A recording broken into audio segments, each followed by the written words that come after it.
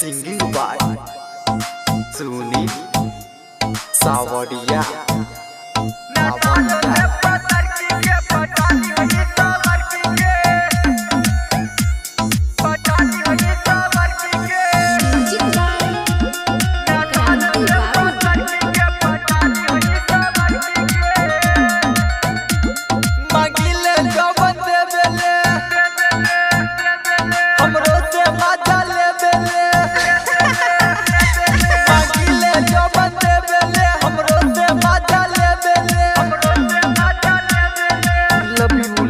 कोहे रोचे कोही के उ लड़की के न साल में पतर की के पटाली हनी सावर की के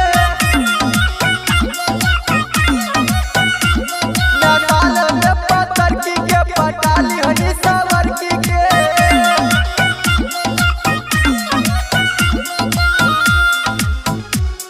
Recording by SS Music Hajipur.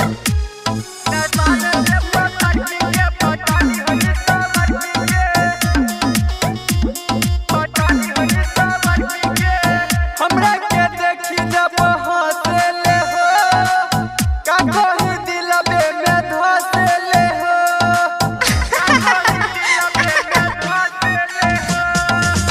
लगे बोला के कोहे बहिया में आजा हमके बोला बेले उ कोही के राजा लागे हमरा डर सुना बहु ओकर पर किसे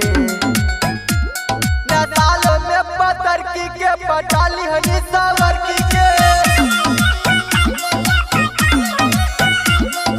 सालों में पतर की के पटाली हनी सावर की के।